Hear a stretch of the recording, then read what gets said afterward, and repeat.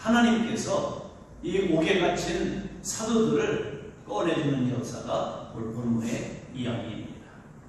오늘 그 가운데 하나님이 왜 갇힌 자를 풀어주시면서 주시는 메시지가 무엇인가를 우리 보게 되죠. 오늘 17절 말씀을 우리 함께 보도록 하겠습니다. 대제사장과 그와 함께 있는 사람, 즉 사두개인의 간파가 다 마음에 시기가 가득하여 일어나서. 오늘 이 대제사장, 사두개인의 수장이 있고, 그리고 이 사례들인데 회장입니다. 모든 키를 가지고 있는 사람입니다. 예수님 당시에는 가야바와 안나스가 대제사장이죠. 예수님을 불법 재판을 했던 그런 요소들을 우리가 보게 됩니다. 특별히 이 사두개파 사람이 함께 했다 그랬습니다. 여러분들 초창기에는요, 바리새인들이 대제사장이 될 수 없으니까 그들은 단지 협력을 구하고 동의를 구해서 그들의 요구하는 것을 들어주면서 함께 그 의회를 끌어가려고 힘썼던 것을 보게 됩니다. 그래서 그런데 사두개인들은 현세주의자입니다. 잘 먹고 잘 살면 됩니다. 그래서 로마 정부와 결탁을 했습니다. 그러다 보니까 하나님의 성전에서 예배하는 것도 형식적일 수밖에 없습니다. 오로지 그들은 잘 먹고 잘 사는 것이기 때문에 로마와 결탁해서 오늘 그들의 모든 자기 이익을 챙겨가는 일에 급급했던 사람인 것을 보게 되죠. 그리고 이들은요, 바리새인들을 설득시켜서 악한 일에 연합하고 사도들을 옥에 가두게까지 하고 있습니다. 이유가 있습니다. 다 마음에 뭐가 가득해요? 시기가 가득하여. 시기, 요 말을 원어를 통해서 보면 분노가 가득하여 라고 읽게 합니다. 분노는 시기를부터 오는 갈등적인 요소입니다. 오늘 우리가 같은 교회 안에서 시기하고 있다면 이미 그들은 사탄의 시험에, 사탄과의 전쟁에서 진 겁니다. 오늘 그래서 이 종교, 하나님 앞에 봉사자로서 예배하고, 그리고 백성들을 바로 옳게 재판하면서 이끌어가야 할 그 지도자들이 마음에 시기, 분노가 가득했다는 겁니다. 이유가 있다면 이 사도들에게 분노한 이유가 있습니다. 모든 정치, 종교적인 권력을 장악했던 이 사두개파 사람들이 하고 있었던 일들이 사도들이 등장함으로 말미암아 표적과 기사가 일어나고 그들의 복음 전하는 말을 그들이 누를 수가 없습니다. 야, 하나님의 말씀을 듣는 것과 너희 말 듣는 것 어느 것이 옳은가 판단해 봐라. 이런 모든 상황이 오늘 주어졌기 때문에 당연히 너희들 무슨 권세와 누가 시켜서 이런 일을 하는 거야? 우리가 시키지도 않았는데 이렇게 말을 내놓을 수 있었던 그 당시에 로마 권력을 힘입고 등에 오늘도 기대면서 자기들이 할 수 있는 수행을 다 해가며 로마의 앞잡이 역할을 했던 것이 그들이었던 것을 보여주고 있습니다. 그러니까 자기들이 가지고 있는 기득권, 자기들이 가지고 있는 권한, 권력을 자연스럽게 넘겨줘야 하는 외국의 백성들이 바로 이 예수의 제자들이었던 사도들을 인기와 그들을 존경하기 시작하니까 자기에게서 이런 모든 인기가 떠나가는 것을 느꼈습니다. 이들이 예수님이 이 땅에 오셔서 공생의 삶을 사실 때도 바로 그런 일들 때문에 예수를 십자가에 못 박아 죽입니다. 저 예수 하나만 죽이면 우리들이 가지고 있는 기득권 모든 것을 내 것이 될 수 있다고 생각한 거예요. 그래서 예수 예자도 꺼내지 말라고 하는데 사도들이 예수님 부활하시고 승천하신 이후에 성령이 강림하고 난 이후에 그들은 예수의 이름을 재등장시키니까 마음이 괴로웠어요. 이것이 바로 이 두려워하고 억압하면서 압제를 시켰던 그런 일들이 앞서서 있었잖아요. 근데 거기에서만 끝나면 좋은데 이 사도들이 멈출 줄 모릅니다. 성령이 이끌고 가시니까 있는 곳에 복음을 증거하고 예수의 십자가의 죽음과 부활을 선포하니까 마음이 너무 괴로웠던 거예요. 그래서 그걸 견디지 못했습니다. 결국 다시 어떤 음모를 꾸미는 분이 쟤들을 잡아다 죽여버렸어요. 이런 음모를 가지고 사도들을 옥에 가두는 일들을 자행했다 그 말입니다. 오늘 우리가 나에게서 왜 갈등이라고 하는 것은요, 사실은 앞으로 6장에서도 말씀을 나누겠습니다만 갈등은 자기의 기대와 자기의 원하는 것의 결핍이나 거절을 당하면 자기의 마음에 충족이 안 되면 갈등을 야기시켜요. 그것을 사탄이 쥐고 움직이게 만듭니다. 그러기에 오늘 교회 안에서도 갈등, 시기, 이 분노는 결코 하나님 주시는 마음이 아닌 것을 알아야 합니다. 이건 사탄의 역사들인 것을 볼 수 있어야 하죠. 그래서 이 사도들이 분노한 이유가 바로 이 주도권 싸움에서 생긴 문제라는 것을 알아야 합니다. 바리새인들은 어떻게 해서 잠재웠지만 바로 이 사도들은 제압할 수가 없었어요. 그러니까 주도권 싸움을 해서 그래서 얘들을 죽이면 모든 것이 끝난다고 생각하고 있었다는 거죠. 바리새인들도 613가지 미슈나 법을 만들어서 어떻게 하면 하나님을 잘 섬길까, 철저하게 신앙생활 해야 되겠다, 이렇게 출발했던 그들이 시간이 지나감에 따라 아는 것이 삶이 아니라 아는 것이 비판과 정죄의 도구가 되었던 바리새인들이었습니다. 오늘 그래서 그 안식일법을 만들기도 하고 신성모독죄를 만들기도 하고 그래서 할 수만 있으면 올가매서 자기들의 기득권, 자기들의 주도권을 뺏기지 않으려고 했었던 이유가 오늘 시기하게 하고 분노하게 만들었던 것을 보여주고 있습니다. 온세대 성도 여러분들, 여러분 가정의 주도권을 누가 가지고 계십니까? 교회의 주도권은 누가 져야 하겠습니까? 목사도 성도들도 아닙니다. 주님이 교회의 주도권을 잡고 움직이시는 것을 믿으면 아멘. 예수님은 교회의 머리이십니다. 교회는 예수님이십니다.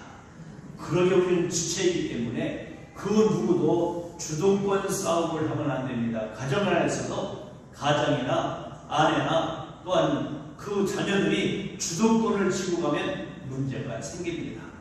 성령님께서 주도적으로 모든 역사를 이루어 가셔야 하는 줄 믿으면 아멘. 사람이 주도권을 가지면 항상 문제가 야기될 수 있다. 왜? 사람 마음속에는 죄성이 있기 때문이에요. 부모 자식 간도 마찬가지, 부부 간도 마찬가지. 절대로 주도권을 잡고 살아가려고 하면 항상 삐거덕거리고 문제가 생겨요. 이번 추석 연휴에 우리의 모든 가정과 우리의 모든 부부의 관계와 부모 자식 간의 관계 안에서도 주도권을 성령님께 내어드리는 기회가 되기를 축복합니다. 여러분들 누가 나보다 잘하면 시기하고 배아파하지 마세요. 누가 나보다 더 열심히 하면 여러분들 세상적으로 성공하면 배아파하지 마세요. 이렇게 생각하세요. 부럽습니다. 그래야 닮아갈 수 있어요. 배아파하고 그리고 시기하고 분노하면 결국은 자기 자신만 죽게 된다는 것을 알아야 합니다. 또 그가 멋있게 말씀을 나누고 누가 무엇을 제시하면 배우겠습니다 라는 자세를 가지셔요. 그런데 그때부터 누가 좋은 것을 가지고 있으면 배합하는 것 못지않게 이제는 배격을 하고 오늘 그렇게 우리는 악의다툼을 하고 살아가는, 그래서 내가 너보다 낫다는 사회적인 교만을 가지고 가지고 영적인 교만을 가지고 있으면 항상 문제는 꼬이게 되어 있고 관계와 공동체는 오늘 또 허물어지게 되었다는 사실을 잊지 않기를 바랍니다. 그러기에 오늘 또 결혼은 하나님이 우리에게 주신 놀라운 은혜고 우리의 가정은 하나님이 주시는 선물이고 자녀들도 하나님이 주시는 선물이고 모든 주체와 주인은 하나님이신 것을 믿으면 아멘. 이 싸움에서 우리가 이겨야 합니다. 사탄은 이거를 자꾸 악용해서 서로 우리는 내가 죄라고 생각하고 있다는 것을 알아야 합니다. 오늘 본문에 보면 사람의 일은 하나님이 하시는 일을 방해하는 하나님이 원하시고 하나님이 뜻하신 것은 땅끝까지 복음에 참된 증인된 삶을 살아가는 이것이 그리스도인의 삶인 것을 이미 사도행전 1장 8절에서 보여주고 있습니다.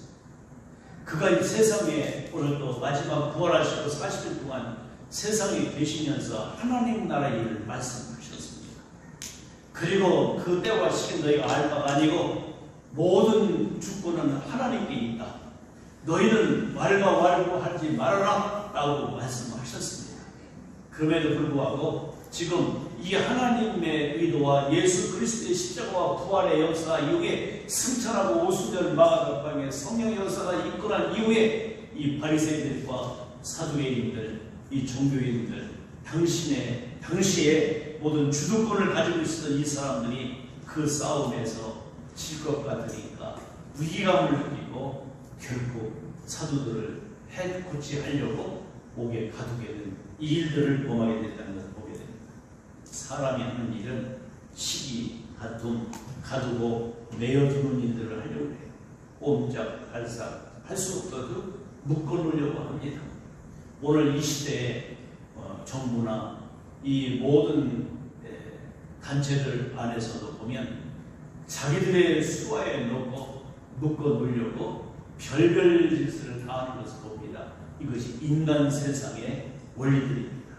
우리는 이 땅에 살아가면서 하나님 나라의 백성으로 하나님 나라의 가치관을 가지고 살아갈 수 있어야 할 줄 믿습니다. 그러다 보니까 가두기도 하고 메어놓고 시기하고 분쟁하는 결과 결국은 해코지의 계획을 갖고 있는 것을 보여주고 있습니다. 그래서 다음 날 어떡하냐고 언도 내려서 사형 선고 내리려고 지금 꿍꿍이 속을 가지고 있을 그때 하나님이 개입하십니다. 오늘 본문에 보니까 지금 옥에 갇혀있는 사도들이 한 일이 있습니까? 없습니까? 사도행전 16장에 바울과 바나바는 찬양하고 기도했다고 했는데 오늘 본문 안에서는 사도들이 아무 일을 하지 않고 가만히 있었습니다. 가만히 있었습니다. 원세대 성도분들, 내 삶에 어떤 문제가 돌발적으로, 위협적으로 시련과 고통과 아픔이 엄습되어 올 때 우리는 일단 잠잠하셔야 합니다. 오늘 사도들이 한 일은 가만히 있었습니다. 다음날 재판이 올 것이기 때문에 잠잠했습니다. 우리는 문제가 생기면 나는 어떻게 하고 있는가를 생각해 보세요. 살아가다 보면 문제들이 돌발적으로 쓰나미처럼 우리에게 옮겨옵니다. 생각하지 않는 일들이 닥칠 때가 있습니다. 이렇게 생기면 많은 사람들은 오두방정을 떨고 이리저리 사람 찾아다니고 별별 일들을 다 하는데 우리는 멈추어서 침묵해야 하나님이 하시는 일을 볼 수 있습니다. 여러분들 출애굽기에 보면 바로 요셉을 알지 못하는 바로가 등장을 해서 이스라엘 백성들이 번성해 가니까 어떻게 하면 저 상하 제한을 시킬까? 그래서 두려운 나머지 유아 학살의 명령을 내리기 시작하죠. 그때 요게벳과 아므람, 모세 아버지 엄마는 아이를 낳고 3개월 동안 100일 동안 조용히 침묵하며 아이를 키웁니다. 그리고 이제는 100일이 지난 이후에 어쩔 수 없으니까 이제 그때는 소리도 크게 되고 그 소문이 나오면 죽을 것 같으니까 갈대아 상자에다가 아이를 담아서 나일강에 띄웁니다. 그때 마침 바로의 딸이었던 공주가 옵니다. 여러분, 이 일들을 우리가 잘 생각해 보세요.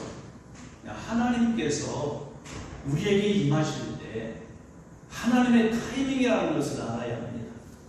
만약에 갈대 상자에다가 아기 모세를 띄워서 나일강에 띄워서요, 조금만 빨라서도 조금만 늦어도 그 하나님의 타이밍을 놓쳤다면 공주가 목욕하러 올 수가 없을 거예요. 애굽 문화나 그거는요, 사우나 문화가 발달했어요. 왕궁에 목욕탕이 없어서 그렇게 좋은 목욕시설이 있음에도 불구하고 나일강으로 목욕하러 나올 이유가 있어요? 없어요.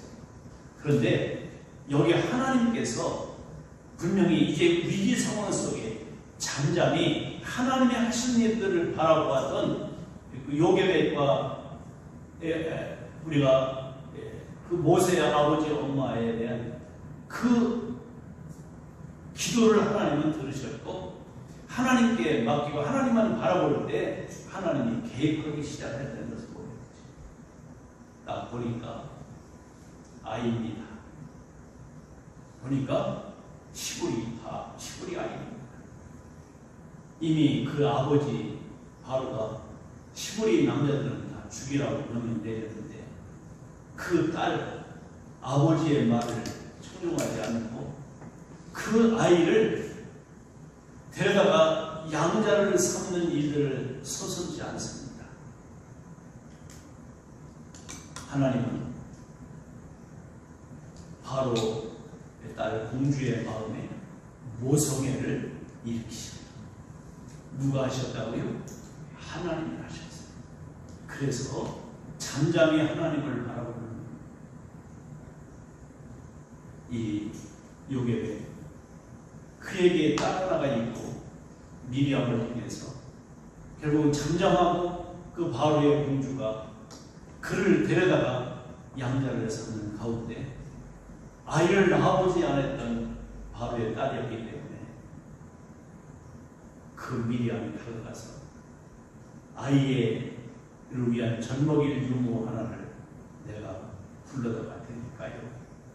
그러자 걱정됐는데 오케이, 사인이 떨어지자마자 미리암이 자기 엄마에게 가서 모세가 바로의 공주 그의 품으로 들어갔다는 이야기를 듣고 하나님의 때, 하나님의 타이밍에 맞게 가서 그를 젖먹이고 그를 젖댈 때까지 하나님의 사람, 시부리 사람인 것을 교육시키는 그런 일들을 맡게 된 것을 보게 됩니다. 하나님의 타이밍에 맞게 하나님이 움직여 가시는 이 역사가 오늘 모세를 모세되게 했다는 것을 알아야 합니다. 오늘 여기 사도행전적인 역사도 사도들이 모든 역사를 이끌어가는 것 같이 보이지만 이름은 사도행전이지만 성령의 인적입니다. 하나님께서 주도적으로 움직여가고 계시는 것을 보여주겠습니다. 우리가 어떤 일을 만날 때 가만히 조용히 하나님이 하시는 일을 바라보시기를 바라요. 출애굽기 13장에서 이스라엘 백성들이 홍해 물지같이 건널 때 어떤 일이 일어났습니까?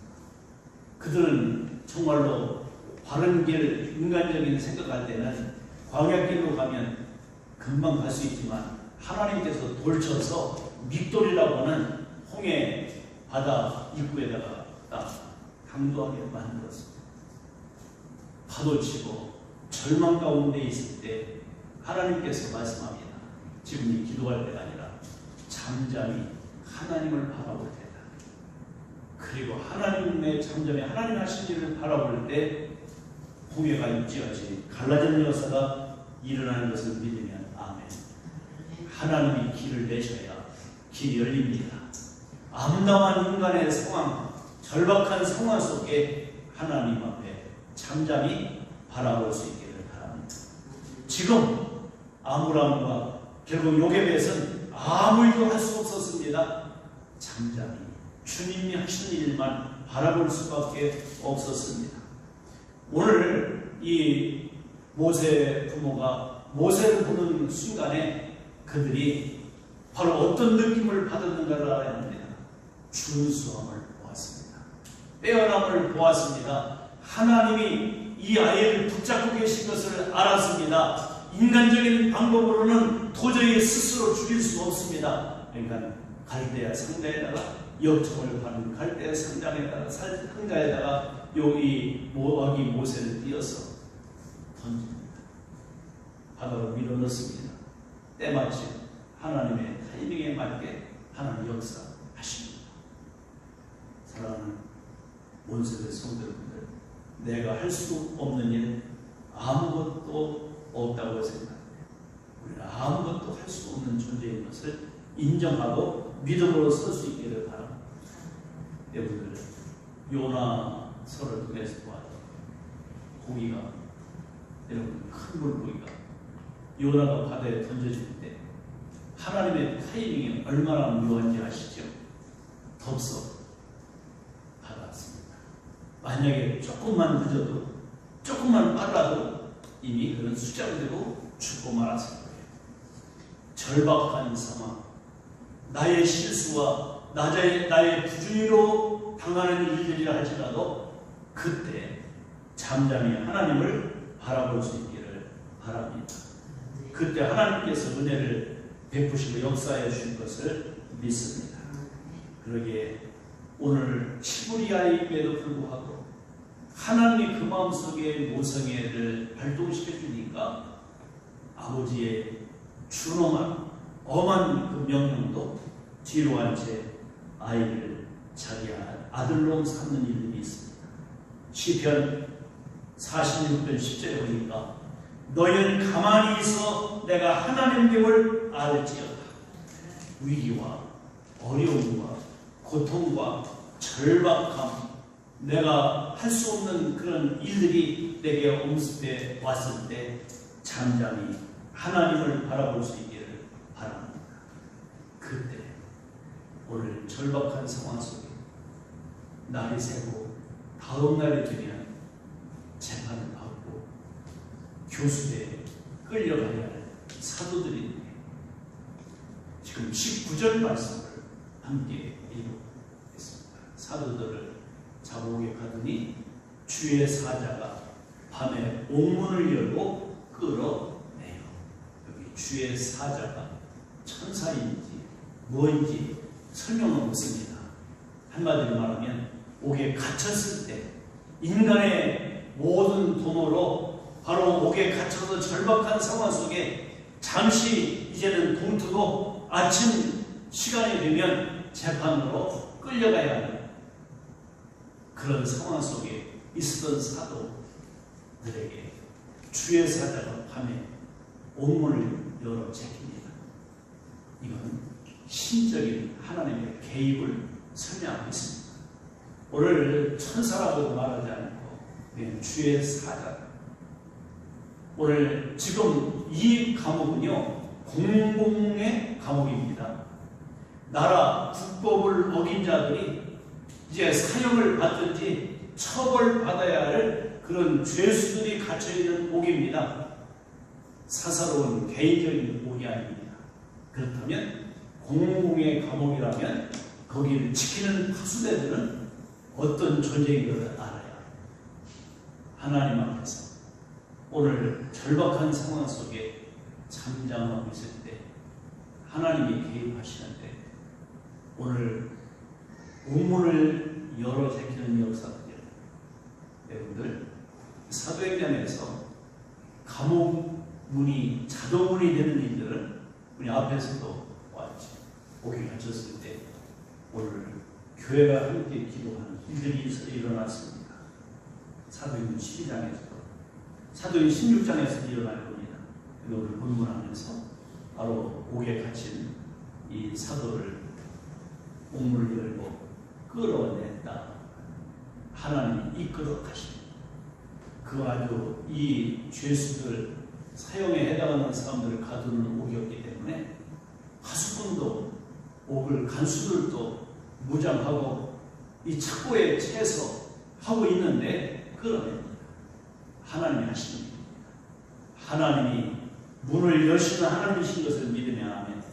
사막에 길도 내시고 여러분들 광야에 길도 내시고 사막에 강을 내시는 하나님, 홍해를 육지같이 건너게 하시는 하나님, 갇힌 감옥에 있는 사도들도 옥문을 열고 끌어내시는 하나님, 그 하나님이 저와 여러분의 하나님인 것을 믿으면 아멘. 오늘 우리는 어떤 상황 속에 있다 할지라도 하나님을 바라보십시오. 가만히 하나님을 구하십시오. 그러면 하나님의 어떤 분이신 것을 알게 될 줄 믿습니다. 여러분들 전쟁에서도 어떤 상황 속에서도 하나님은 우리를 붙잡고 이끌어 가십니다. 그분이 나를 붙잡고 가시면, 절대 놓지 않고 이끌어 가시면 여러분들 보장받는 삶을 살아갈 수 있는 줄 믿습니다. 간수들이 지키는 이 공공의 감옥을 열어 제키시는 하나님, 그래서 하나님의 신적 개입이 일어났다는 것을 말씀하고 있습니다. 하나님 하시는 일, 하나님 우리 사건에 정말로 신비하고 완전하고 온전하게 역사하시는 하나님의 역사가 오늘 기다리고 있는 것을 믿으면 아멘. 내 개인의 삶에 절대적인 믿음, 절대적인 순종하면 창조적인 기적을 베푸신 하나님이신 것을 믿습니다. 이 일이 이번 추석 연휴에도 일어나려고 확신합니다. 우여곡절이 있을 때 손 놓고 주님을 바라보십시오. 내가 붙잡고 있었던 것, 인위적인 것, 인간적인 것, 세상적인 어떤 이념이나 세상적인 원리가 아니라 손을 놓으면 하나님이 문을 열어주십니다. 하나님이 그 문제를 해결해 주십니다. 이 자리에 앉아 계신 여러분들, 아무것도 할 수가 없다면 가만히 손 내려놓고 출발해보십시오. 주님이 분명히 끌어내십니다. 오늘 예수님을 붙잡을 수 있는 기회를 주신단 말이에요. 어린아이가 구멍이 적은 병 안에다가 좋은 유혹고리를 넣어놓으니까 아이가 그것을 집으려고 손을 넣어서 꽉 잡고 빼는데 빼줘요? 빼줘요? 안 빼줘. 이때는 다른 방법이 없어요. 유리를 깨든지. 근데 유리 깨면 아이의 손이 같이 울려주세요. 그래서 아이를 설득하는 거예요. 손 잡았던 걸 놓아라. 나 놓게 하는 방법은 어떤 방법이 있을까요? 밖에 더 좋은 것을 놓는 거예요. 좋은 것보다 귀중한 것을 보여주면 아이는 손을 놓게 돼요. 그러면 손을 뺄 수가 있어요. 사랑하는 성도님들, 인간적인 내가 붙잡고 있는 것을 놓으십시오.